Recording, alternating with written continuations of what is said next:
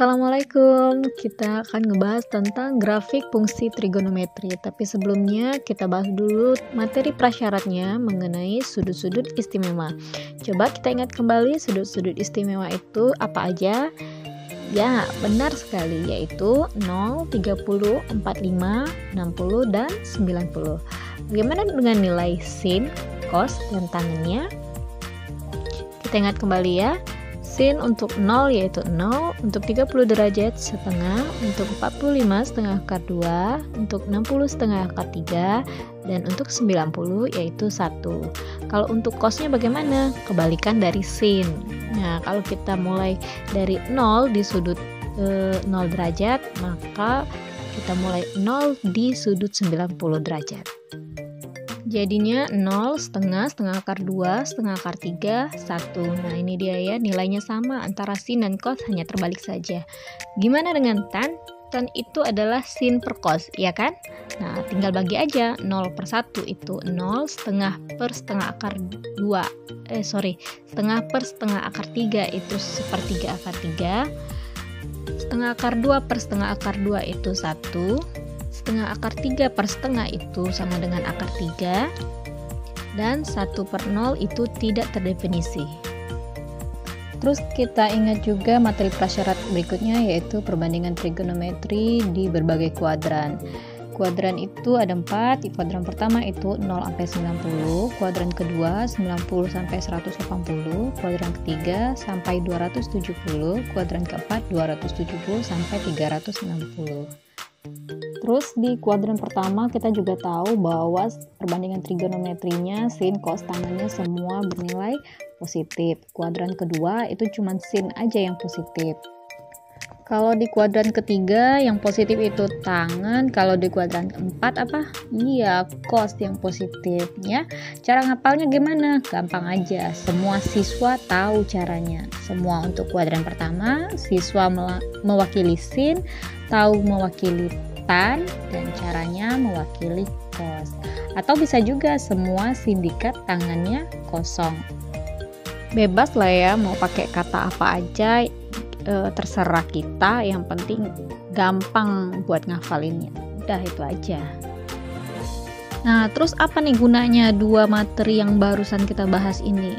Gunanya yaitu buat nentuin sudut-sudut trigonometri lain di kuadran-kuadran yang lain, entah itu kedua, 3, atau 4. Ayo kita coba. Misalnya kita mau menghitung nilai dari sin 120. 120 di kuadran berapa? Iya benar, ada di kuadran kedua, karena kuadran kedua itu dari 90 sampai 180, iya kan? Kuadran kedua sinnya nanti bernilai positif, berarti kira-kira posisinya di sini nih. Cara ngitungnya gimana? Gampang, kita tinggal cari tahu aja berapa selisih dari 120 biar bisa nyampe ke 180. Caranya gimana? 180 dikurang 120 sama dengan sin 60. Berapa nilai sin 60? Nah, itu gunanya tabel sudut-sudut istimewa itu ya. Kita bisa langsung lihat di sini bahwa sin 60 sama dengan setengah akar 3.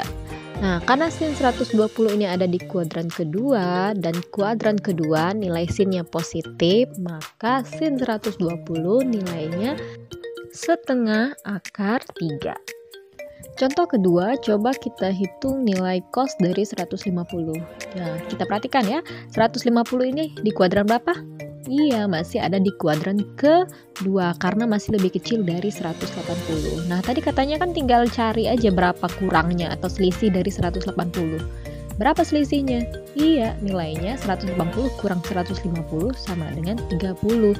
Artinya sama nilainya dengan cos 30. Tapi tunggu dulu, kita lihat nih di kuadran kedua nilai cosnya gimana? Positif apa negatif?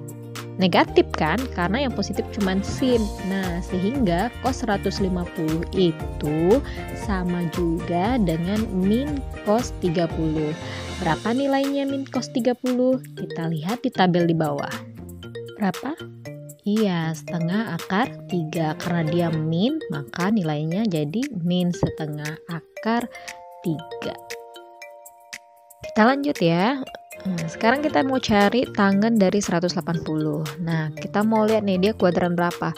Coba aja dikurang tadi ya, 180 dikurang sama 180. Nggak ada selisih berarti kan ya? Berarti nilainya sama juga dengan tangen 0. Tangen 0 berapa? Sama dengan 0. Nah, sekarang kita pindah kuadran ya. Kita pindah kuadran ke kuadran 3. Cara mencarinya gimana? Kita coba hitung-hitung aja, kita mau cari nilai berapa. Tangen 225 misalnya. Nah, caranya ini kan udah pasti kuadran ketiga karena udah lewat dari 180 tapi dia kecil dari 270. Nah, cara carinya berapa lebihnya dari 180? Atau kita kurangin aja nih, 225 dikurang 180. Berapa hasilnya? Iya, 45. Berarti dia sama dengan tangen 45. Kita lihat dia negatif positif. Positif karena dia di kuadran ketiga. Nilai tangen di kuadran ketiga positif. Berapa sih tangen 45? 1. Oke, selesai ya. Gimana? Masih semangat kan ya? Masih dong. Nah, kita lanjut lagi. Coba kita cari nilai dari cos 240. 240 di kuadran berapa? Cakep, kuadran ketiga. Berapa lebihnya dari 180? Yaitu 60, ya kan? Nah, dia kuadran ketiga nih. Cos nilainya apa? Negatif. Berarti dia sama dengan negatif 60. Berapa negatif 60? Negatif setengah. Nah, gimana nih? Paham ya? Kita coba sekarang main-main di kuadran keempat, yaitu dari 270 sampai 360. Yuk kita coba, misalnya apa ya? Sin dari 270. 270 karena ini pas banget di garis Y, sebenarnya kita bisa pakai rumus kuadran ketiga atau pakai rumus kuadran keempat karena dia masuk kanan kiri, terus nilainya juga nanti bakal sama. Tapi kita coba aja lah ya pakai kuadran keempat karena tadi kuadran ketiga udah kita bahas. Nah, kalau kuadran keempat kita mau lihat lagi karena tadi batas maksimalnya itu 360, yang kita jadi patokan itu sumbu X ya. Nah, berapa kurangnya 270 ini dari 360? Berarti kan tinggal gampang ya. 360 dikurang 270 sama juga dengan min sin 90. Kenapa min? Ya karena di kuadran ketiga atau kuadran keempat nilai sin negatif, ya kan ya? Oke. Sin 90 sama dengan 1, berarti kalau min sin 90 sama dengan min 1. Selesai. Kali ini yang terakhir.